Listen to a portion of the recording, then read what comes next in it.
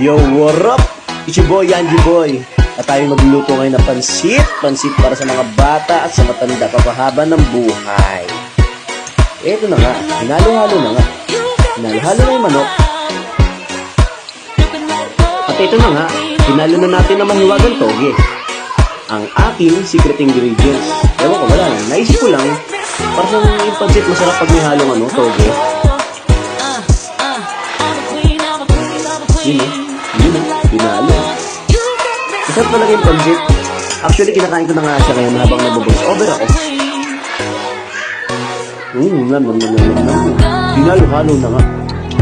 At ito na nga yung pansit na palambot natin. Mga 3 hours na siyang pinapalambot. Pinalo na rin natin ng repolyo.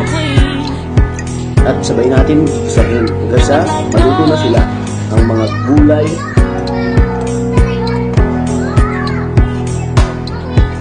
Ganito lang ako minsan kahit regular days lang pag trip ko magpansit, luluto lang ako pang minsan merienda, minsan ulam dahil gusto nga ng mga bata to.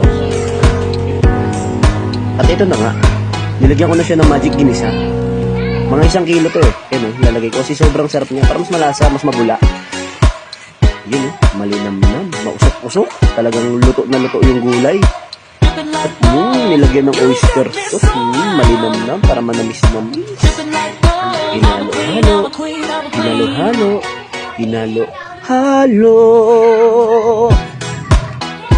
At ganun pa rin, hinalo-halo ko pa rin. Pinakuluan ko ng bahagya para mas masarap at malinamnam ang pagluto ng gulay.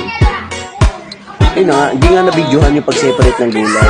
Ito na niluluto ko na yung pansit para mas malasa. At ito na, hinalo na natin yung mga gulay na una nating ginisa. Hinalo na sa pansit. Ito na, hinalo ng hinalo ng hinalo ng hinalo.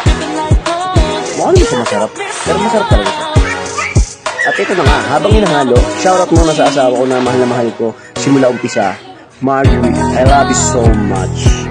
Ito nga, di na siya natapos naghalo.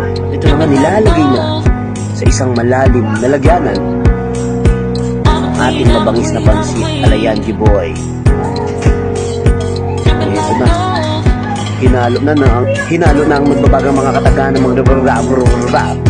At ang iingay ng mga bata at naghaharutan sila kakatapos na nila kumain ng pansit.